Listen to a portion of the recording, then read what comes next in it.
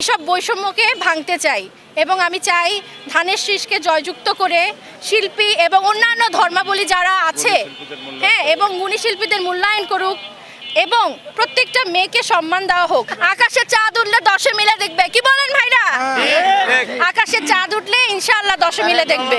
আমি তারেক রহমান ভাইয়ের কাছে একটাই আমি কথা বলবো যে দেখেন, ভোটের আগে সবাই মিষ্টি কথা বলে, এই কথা যেন আপনার হয়ে আমাদের শুনতে না হয় যে ভোটের আগে মিষ্টি কথা, ভোটের পরে তিতা কথা।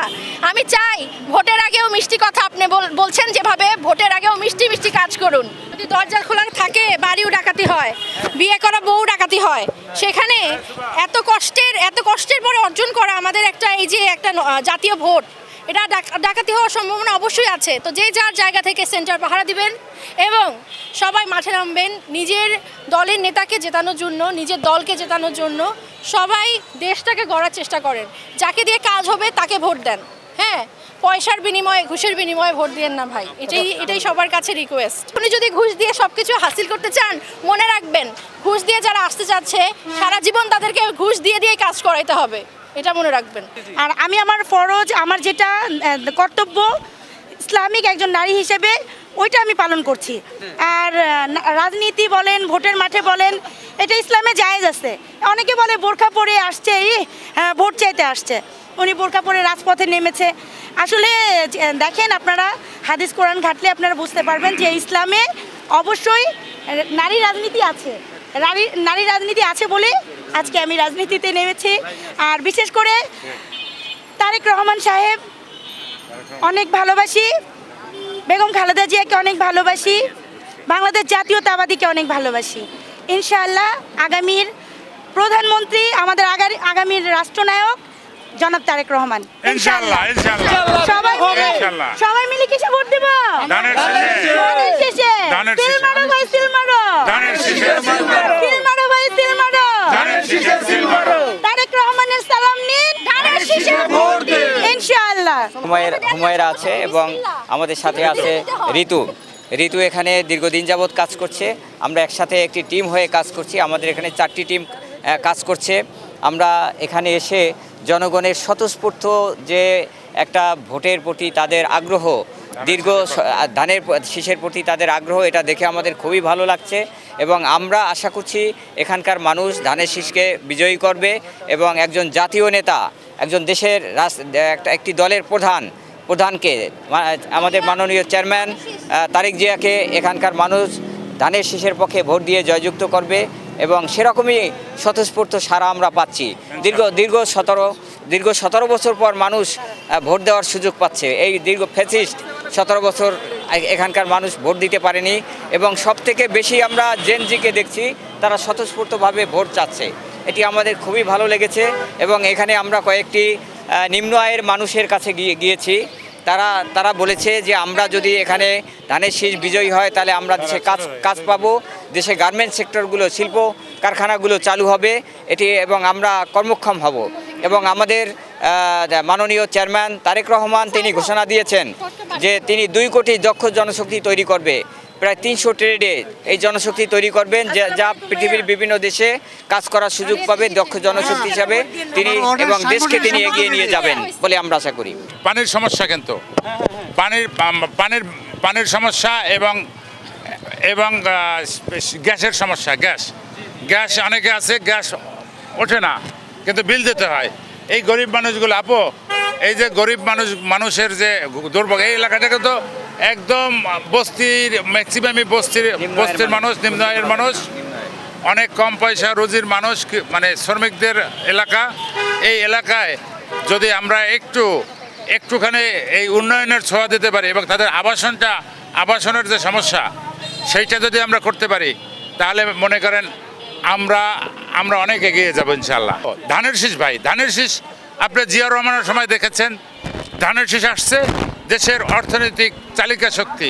দেশে ধানের শীষ আসলে বাংলাদেশে মানে তারেক রহমান একটা কথা বলছে, দেখেন, যোগ্য ম্যান পাওয়ার তৈরি করতে হবে, যেই দক্ষ জনশক্তি যাদেরকে বিদেশে দেওয়া হবে।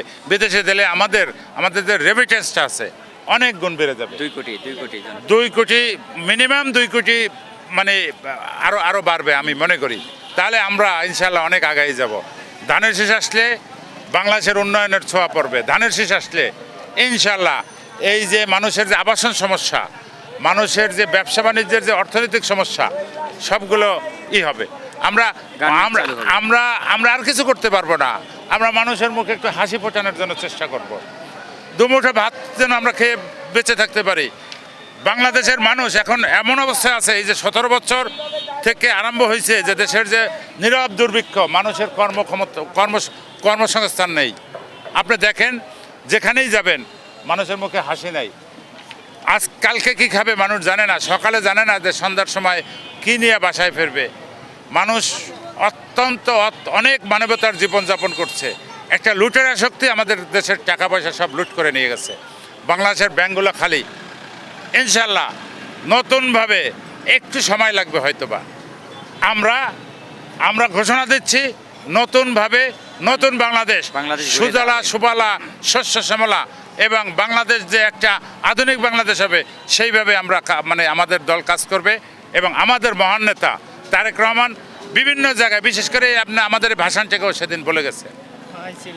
আপনারা ইনশাল্লাহ যারা সংবাদপত্রের লোক আছেন বা মিডিয়া ব্যক্তিত্ব আছেন, আপনাদের জন্য শুভ সংবাদ হলো আপনাদের যে সংবাদপত্রের স্বাধীনতা, যে হলুদ সাংবাদিকতা করতে হবে না, সত্য প্রকাশের ক্ষমতা যদি আপনি থাকেন আপনি মূল্যায়ন পাবেন, আপনি সেই ওয়েজ বোর্ড অনুযায়ী বেতন পাবেন এবং ইনশাআল্লাহ নতুন ওয়েজ বোর্ড আপনাদের জন্য চালু করা হবে।